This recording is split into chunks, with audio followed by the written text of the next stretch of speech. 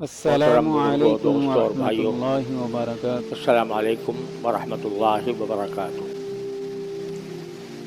الحمدللہ ذوالقعدہ کا مہینہ شروع ہو گیا ہے، اور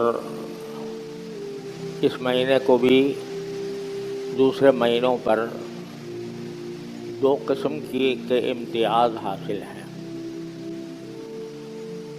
ایک تو یہ مہینہ اشہر حرم میں سے ہے، اور دوسرے یہ اشہر حج میں سے ہے۔ اشہر حرم کے معنی یہ ہیں کہ اللہ تعالیٰ نے قرآن کریم میں فرمایا ان عدت الشہور عند اللہ 12 شہرا یوم خلق السماوات والارض منها 4 حرم، کہ اللہ تعالیٰ نے جس دن آسمان اور زمین پیدا فرمائے تھے اسی دن یہ طے کر دیا تھا کہ سال کے 12 مہینے ہوا کریں گے۔ کہ سال کے 12 مہینے ہونا یہ خود اللہ تبارک و تعالیٰ نے مقرر فرما دیا تھا، اور اسی دن مقرر فرما دیا تھا جس دن کے اللہ تبارک و تعالیٰ نے آسمانوں اور زمین کی تخلیق فرمائی، اور ان 12 مہینوں میں سے 4 مہینوں کو فرمایا کہ 4 مہینے حرمت والے ہیں، منہا 4 حرم، 4 مہینے حرمت والے ہیں۔ وہ 4 مہینے جو حرمت والے ہیں وہ اس طرح ہیں، یعنی ایک تو رمضان کا مہینہ ہے، وہ تو اس کی اپنی الگ خصوصیات ہیں، لیکن رمضان کے علاوہ عید کے فوراً بعد آنے والے 3 متواتر مہینے ہیں، ذوالقعدہ، ذوالحجہ اور محرم، 3 مہینے تھے، اور ایک مہینہ رجب کا۔ یہ 4 مہینے ہیں جن کو اللہ تبارک و تعالیٰ نے اشہر حرم قرار دیا، حرمت والے مہینے۔ ان مہینوں کی ایک خصوصیت تو یہ تھی کہ رسول کریم صلی اللہ علیہ وسلم کی تشریف آوری سے پہلے حضرت ابراہیم علیہ السلام کی شریعت میں یہ حکم تھا کہ ان 4 مہینوں میں جنگ جائز نہیں ہے، لڑنا جائز نہیں ہے، چاہے وہ لڑائی جہاد ہو اور کافروں کے خلاف ہو تو وہ بھی ان مہینوں میں جائز نہیں تھی۔ اور جائز نہ ہونے کے معنی یہ ہے کہ مسلمان اس مہینے میں خود سے کسی کافر گروہ کے اوپر حملہ نہیں کریں گے۔ ہاں، وہ اگر حملہ کر دیں تو پھر دفاع کے اندر تو لڑائی کرنا جائز ہے، کہ دشمن کو تو حرمت کا کوئی پاس ہے نہیں،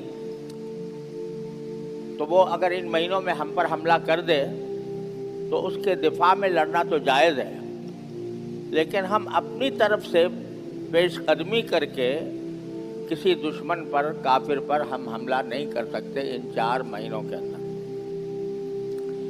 یہ حکم چلا آتا تھا یہاں تک کہ ابراہیم علیہ السلام کی شریعت سے چلا آتا تھا، تو زمانہ جاہلیت میں جو کفار عرب تھے وہ بھی اس کا احترام کرتے تھے فی الجملہ۔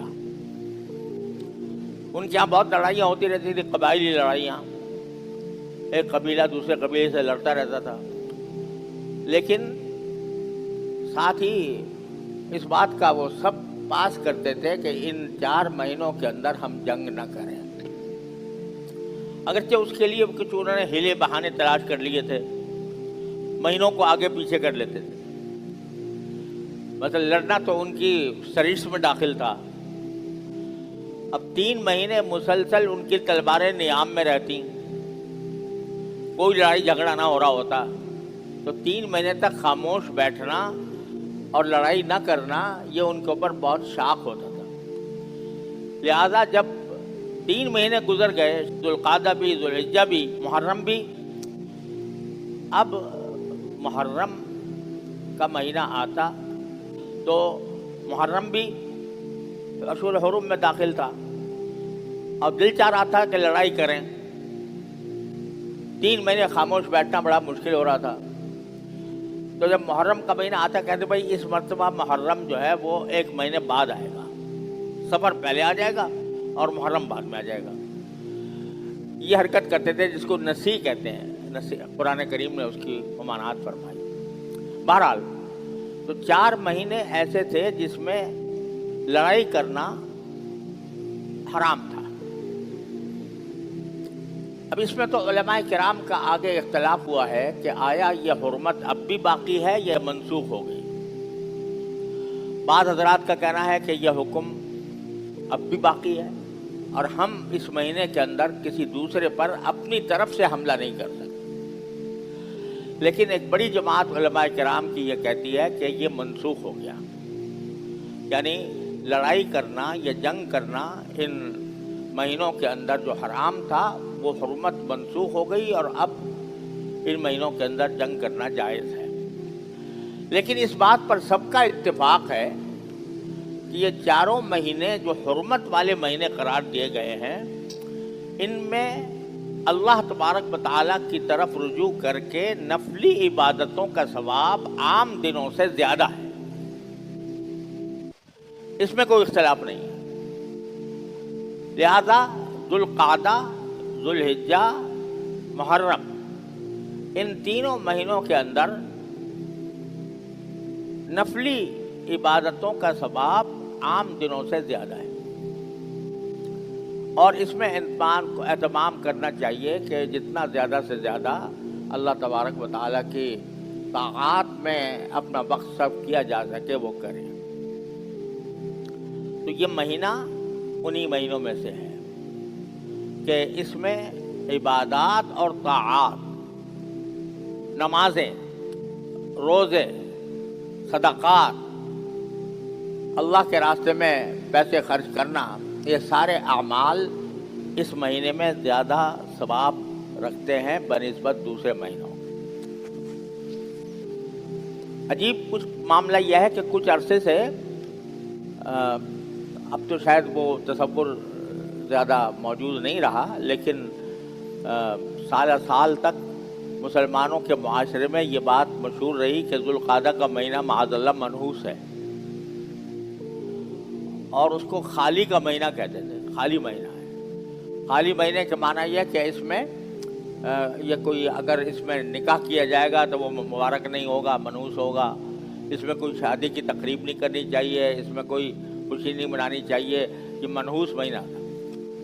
یہ بالکل بے اصل بات ہے جس کی کوئی اصل بنیاد نہیں ہے.